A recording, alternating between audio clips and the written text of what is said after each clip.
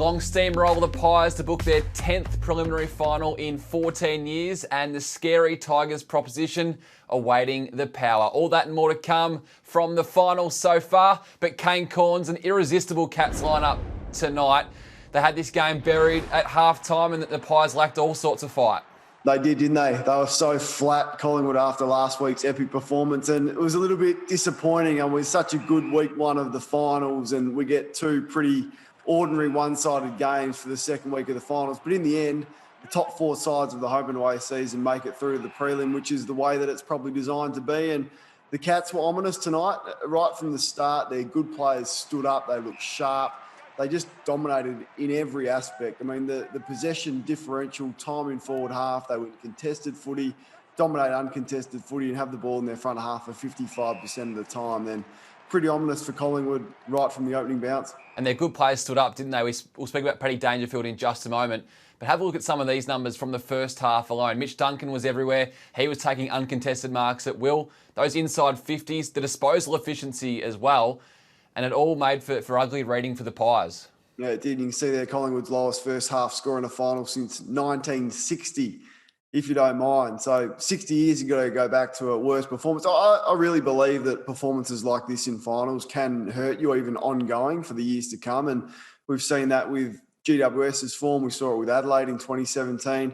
I've been involved in sides that get a lot of psychological damage out of a pretty ordinary performance like that in finals. Now, the scoreboard flattered them with 3 or 4 late goals, Collingwood, but that was one of the worst displays you're ever going to see in a final, and that'll take some psychological barriers to overcome. What they have to do is address it pretty much as soon as they can. Don't just brush it under the carpet and sweep it away like the Crows tried to do in 2017. It must be addressed as to why they turned up and served that up tonight.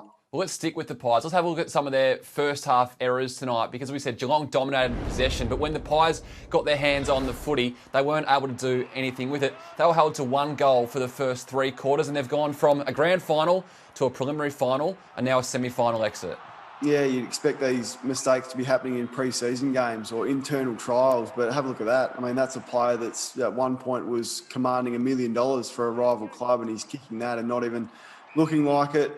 Noble had a really bad night. Will Hoskin-Elliott, DeGoey, I mentioned. Jaden Stevenson hardly touched the footy. What a fall from grace he has been. Brodie Grundy, I can't remember a drop-off in form from one season to another like Brodie Grundy's had this year.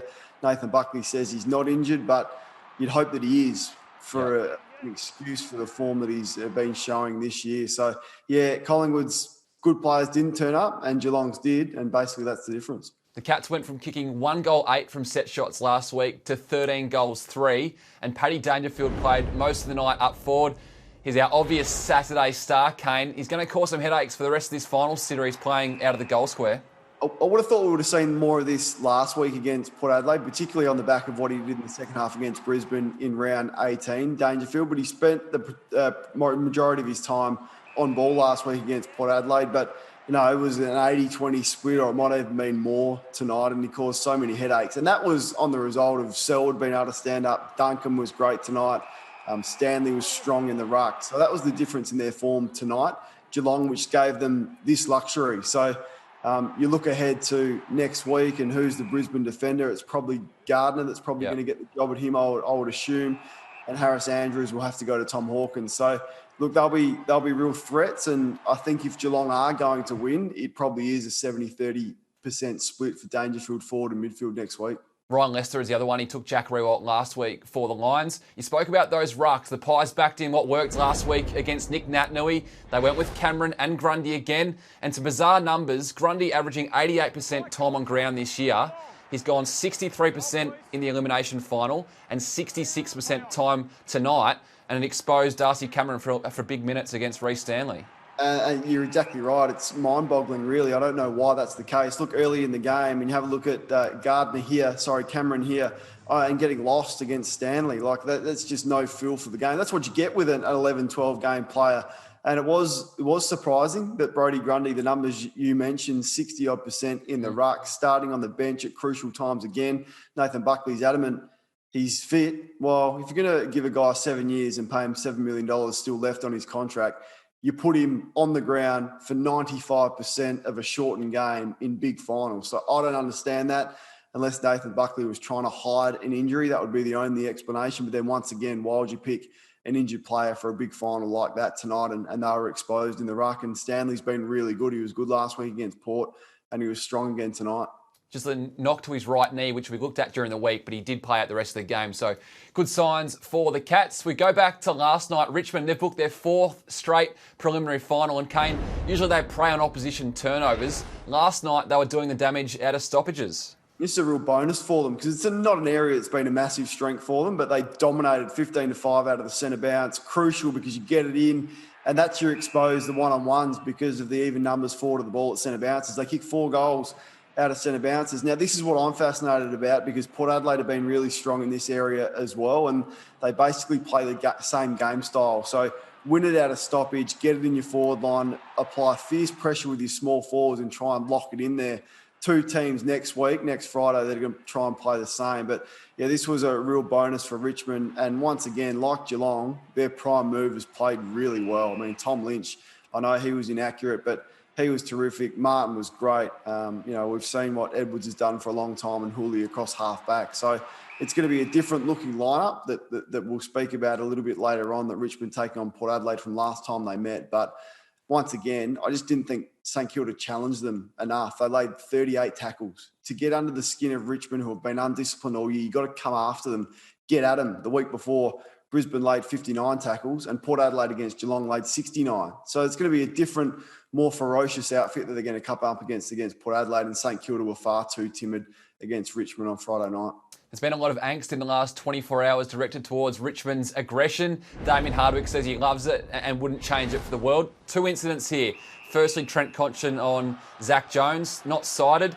Fair call? No, I would have fined him for that. This was the most severe out of the 2. I think this had the most potential to cause injury, and he's really sloppy with his tackle technique, Trent Cotchin. He's got an issue. There was a coat hanger last week, and that one could have been really nasty. So I was a bit shocked that he got off without a fine on that one.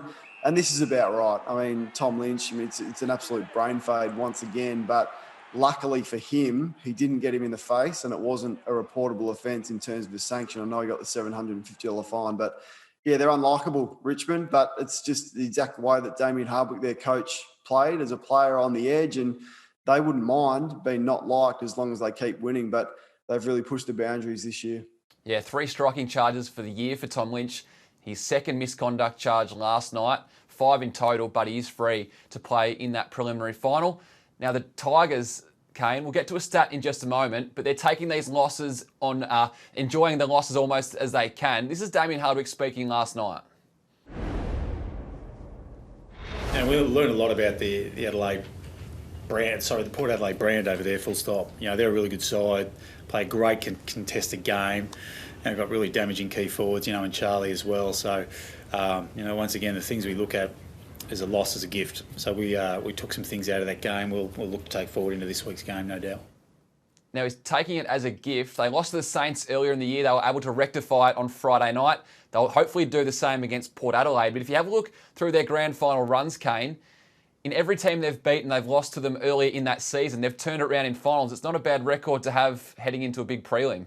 Yeah, it speaks to good coaching, doesn't it? And a mature group that prepares for the opposition. So they would have had this potential match-up in the back of their mind. They're going to meet Port Adelaide at some stage through the finals, whether it's in a prelim or earlier on. So they would have dissected that and reviewed it really hard. But I also think it's a different-looking Port Adelaide side as well. We'll look at some of the players that weren't there for Richmond last 2 times these sides met. But I can tell you for Port Adelaide, Wines wasn't in the form that he's in now. Certainly Rockcliffe wasn't in the form that he's in at the moment. So they've got some players that are in better form than last time as well. And genuinely, it's 50-50. You may give Port Adelaide the slight edge because they're playing at home and they've had that week's rest, but it'd be a brave person to pick any of these 2 sides confidently next Friday night. We'll have a look at those 6 changes in just a moment. But on the Saints, their goal kicking came back to hurt them. They had big ascendancy moments in that second and third quarters last night, Kane. And have a look at that record, 1-6 in games this year where they've gone at 50% or less by foot in front of goal.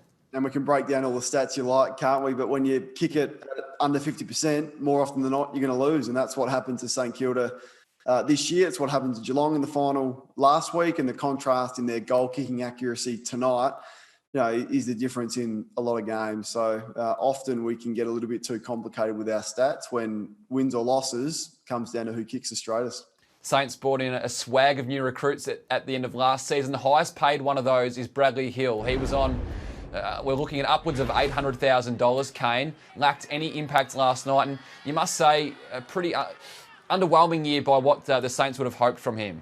Underwhelming is a good word, I reckon. He's had a couple of good games, but on the year he's been pretty inconsistent and not as impactful as he can be. We saw him in the pre-season, his ability to kick the ball inside 50 and hit a target was as good as any other individual in the game, but he's won far too much of his footy in the back half, and efforts like that's not acceptable in a final. You can't serve that up in a final when you're on $800,000 and you're the star recruit coming across as a premiership player. So they'll be really disappointed with his output. I think he's probably the one individual player that's been hurt the most by the reduced game time because of how big his engine is, and he's a 10 possession last quarter player when the games are lengthened. So that's been an issue for him, but it doesn't let him off for the lack of physicality that he showed there. He's never going to be a big raging bull inside like a Joel Selwood, but when the footy's there, you've got to put your body on the line in a final, and that's what let his side down last night.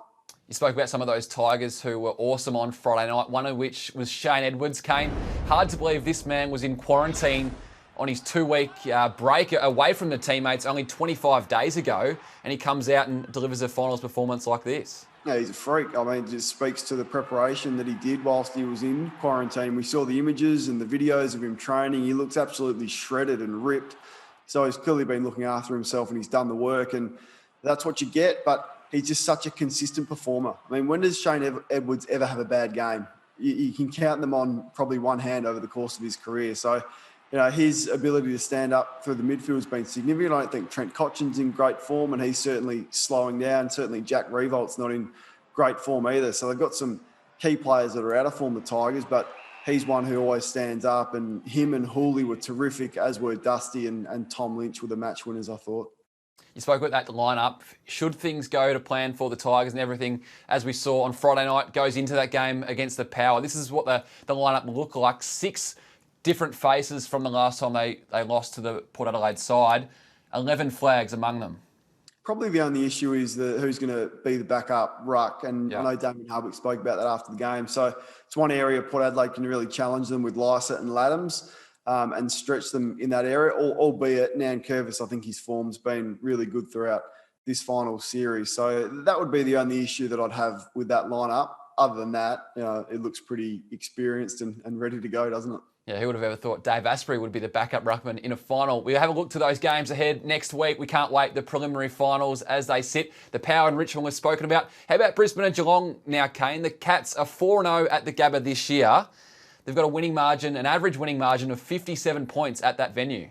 They'll be really confident, won't they? I mean, no doubt. It's just 2 games that are really difficult to split, and I'm struggling to split either of them. And I guess maybe the advantage of keep playing. I know the week off before the finals may hurt some teams with that, the week off after the first qualifying final. So for Geelong to keep playing may be beneficial, and the same for Richmond as well, considering, some of their players haven't played a lot of footy this year in Lynch and Hooley and Edwards, so the run would do them good. So you would have probably preferred to play, I reckon, and that may give those 2 teams, Geelong and Richmond, just a slight advantage as well. And you've got Ablett and Selwood on the other side as well. They had sort of interrupted build-ups into this final series, so another tick for the Cats there. We'll leave our one more thing to your man. I know you had a bit of back and forth with Eddie Maguire during the week. Kane, he wouldn't have enjoyed watching this one at the Gabba.